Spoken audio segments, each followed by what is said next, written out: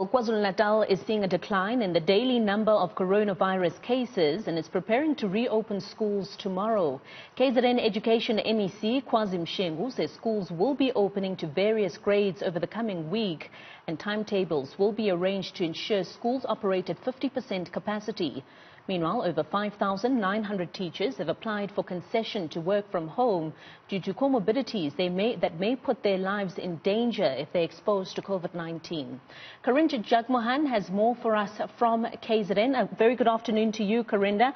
KZN schools opening this coming week in phases, and this comes about, 2 weeks after the province was said to be going through its peak. What's the plan?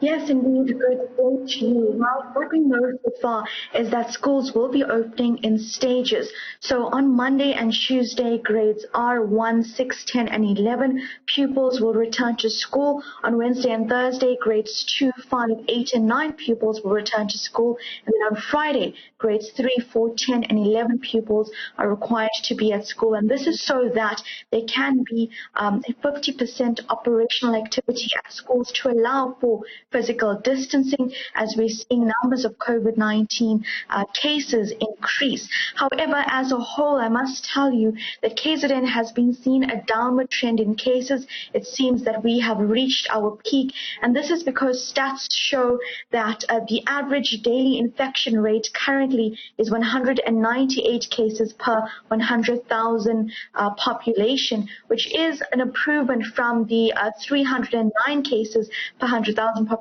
we were seeing when we were recording almost 3,700 cases daily. So we are seeing a downward trend, but despite this, of course, and as we are in level 2, we need to be more wary about preventing the virus from spreading. So currently, with the way schools will operate, each learner will receive 2 masks. The Education MEC here in KwaZulu-Natal, Kwazi saying delivery of PPE has been underway and should be completed by tomorrow as schools reopen. Each learner will have 2 masks to use to school.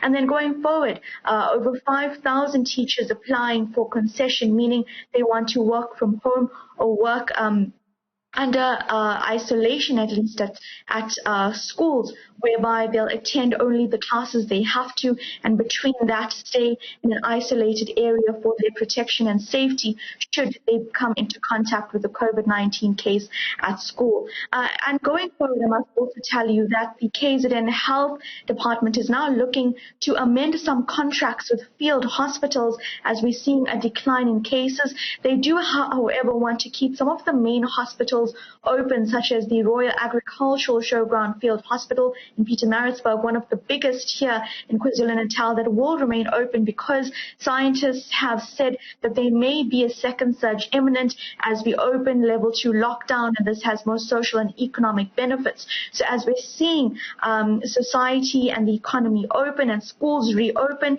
there is a call for residents and citizens to be more wary now to prevent COVID-19 from spreading. Sure. Karinda, one of the major stories also unfolding in KZN is happening in Umthwalume in the south coast. Women either found dead or those missing in that area. How far are we with investigations? Well, as you know, the key suspect, the man who would have had most of the answers in this case and confessed to 4 of the 5 murders we've seen, is dead. He apparently hanged himself in police custody ahead of his first court appearance last week. Now, since then, police are back at the drawing board saying that the suspect, Mduduzi Khomo, provided them with leads. But 14 women are still missing in the area. We've been covering the stories of families who are searching for their loved ones still.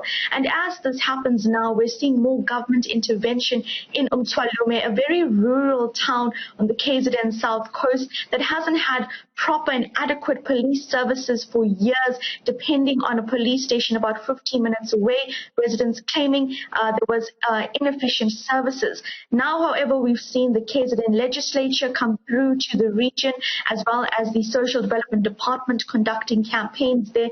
And over the next week, we do expect to see more engagement with communities on the ground, because what these murders have shown is that really the people of Umthwalume and the Umzumbe municipality, really in Ugu district, which is the area on the KZN South Coast, need these services urgently, because for many years they've been living in unsafe conditions, and the fears that women have been experiencing is not just emanating from the murders we've seen, but for many years of violent crimes and attacks against women. So gender-based violence conversations continuing around the Umthwalume murders and in that area.